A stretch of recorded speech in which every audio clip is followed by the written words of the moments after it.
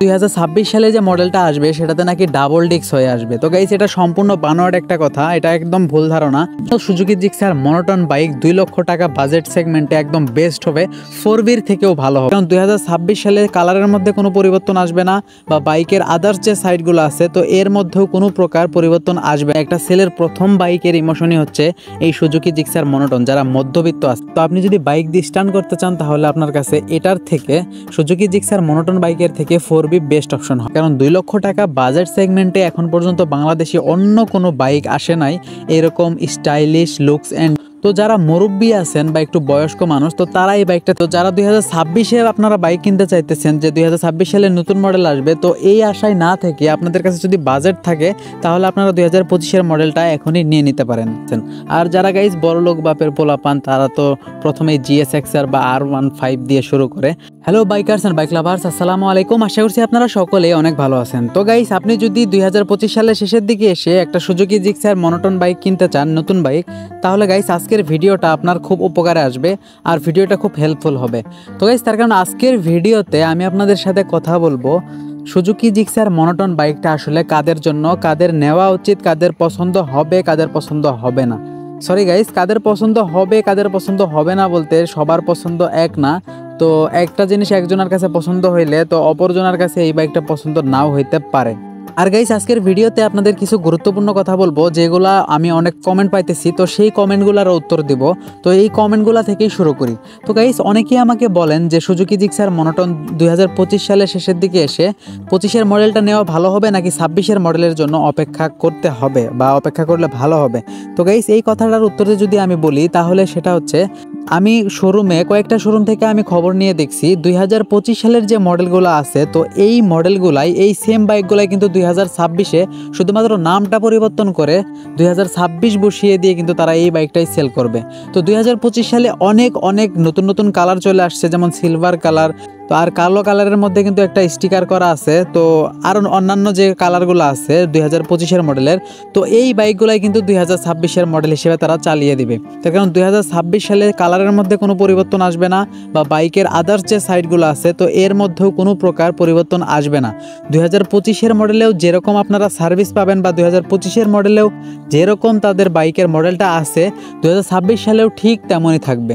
তো এক কথায় উত্তরে যদি আমি বলি, তো যারা 2026-এ আপনারা বাইক কিনতে চাইতেছেন যে 2026 সালে নতুন মডেল আসবে, তো এই আশায় না থেকে আপনাদের কাছে যদি বাজেট থাকে তাহলে আপনারা 2025-এর মডেলটা এখনই নিয়ে নিতে পারেন। আর গাইস অনেকে আমাকে কমেন্ট করে যে 2026 সালে যে মডেলটা আসবে সেটাতে নাকি ডাবল ডিস্ক হয়ে আসবে। তো গাইস এটা সম্পূর্ণ বানোয়াট একটা কথা, এটা একদম ভুল ধারণা। সুজুকি জিক্সার মনোটন শুধুমাত্র 2017 সালে একবার ছাড়ছিল তাদের ডাবল ডিস্ক ভার্সনটা, আর সেটার দাম ছিল হচ্ছে 2,30,000 টাকা। তো 2017 সালের পরে আজকে হচ্ছে 2025 সালের শেষের দিকে, তার মানে হচ্ছে গাইস 8 বছর পেরিয়ে গেছে, এখন পর্যন্ত কিন্তু তাদের ডাবল ডিস্কের যে ভার্সনটা আছে জিক্সার মনোটন সেটা এখন পর্যন্ত তারা মার্কেটে লঞ্চ করেনি। অতএব 2026 সালেও ডাবল ডিস্কের ভার্সন মার্কেটে তারা লঞ্চ করবে না। গাইস এখন আসি জিক্সার মনোটন বাইকটা আসলে কাদের জন্য। গাইস সুজুকি জিক্সার মনোটন এমন একটা বাইক, এই বাইকটা কিন্তু গাইস সবার জন্যই না, ঠিক আছে। যারা শুধুমাত্র ফ্যাশন পছন্দ করে, যারা একটু ফ্যাশনেবল, যারা একটু ডিজিটাল, আর যারা একটু স্টাইলিশ, তো শুধুমাত্র এই বাইকটা তাদের জন্য। যারা মানে বাইকটা দিয়ে একটু শো অফ করতে চায় তো এই বাইকটা কিন্তু শুধুমাত্রই তাদের জন্য। তো যারা মুরব্বী আছেন বা একটু বয়স্ক মানুষ তো তারা এই বাইকটা থেকে দূরে থাকবেন। কিন্তু তারপরে অনেকের রুচি থাকে যে এরকম একটা বাইক কিনবো, স্টাইলিশ, দেখতে শুনতে ভালো হবে, ব্রেকিং সিস্টেম ভালো হবে, পারফরমেন্স ভালো হবে, তো তারা এই বাইকটা নিতে পারেন। আর গাইস ইয়াং জেনারেশনের যারা আছেন, মানে যাদের বয়স এখন পর্যন্ত 18 থেকে 25 বা 30-এর মধ্যে যাদের আছে বয়স, তো তারা কিন্তু নির্দ্বিধায় এই বাইকটা নিতে পারেন। তার কারণ 2 লক্ষ টাকা বাজেট সেগমেন্টে এখন পর্যন্ত বাংলাদেশে অন্য কোনো বাইক আসে নাই এরকম স্টাইলিশ লুকস অ্যান্ড ডিজাইন ভালো। তো এরকম কোনো বাইকই কিন্তু এখন পর্যন্ত মার্কেটে আসে নাই সুজুকি জিক্সার মনোটন ছাড়া। তাই সুজুকি জিক্সার মনোটন বাইকটার কেনার আরও একটা বড় কারণ হতে পারে মানে মডিফাই করার জন্য। তো গাইস যারা শুধুমাত্র একটা বাইক কিনতে চান শো অফ করতে এবং মডিফাই করে মানুষকে দেখাইতে, মানে বাইকটা আপনার আনকমন একটা লুক দিতে, তো তাদের জন্য সুজুকি জিক্সার মনোটন বাইক 2 লক্ষ টাকা বাজেট সেগমেন্টে একদম বেস্ট হবে, 4B'র থেকেও ভালো হবে। তার কারণ গাইস 4B'তে সেরকম মডিফাই করার জায়গায় নাই। তো গাইস মডিফাই করার জন্য এই বাইকটা কিন্তু এক কথায় জোস একটা বাইক, সুজুকি জিক্সার মনোটন।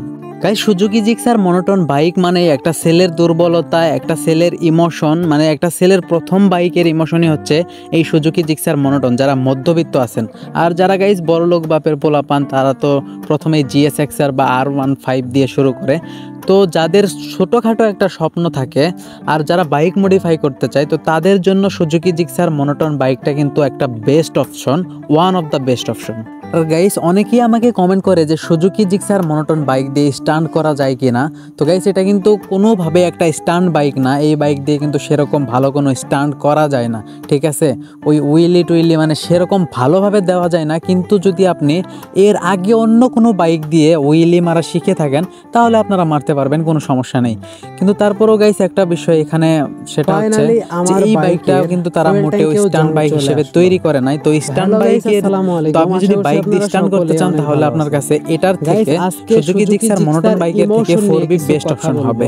তো গাইস এই ছিল আজকের ভিডিও ভালো লাগলে লাইক করবেন এবং বাইক রিলেটেড কি ধরনের ভিডিও চান অবশ্যই কমেন্ট করে জানিয়ে দিবেন। তো আজকের ভিডিও পর্যন্তই, সবাই ভালো থাকবেন, সুস্থ থাকবেন, আল্লাহ হাফেজ।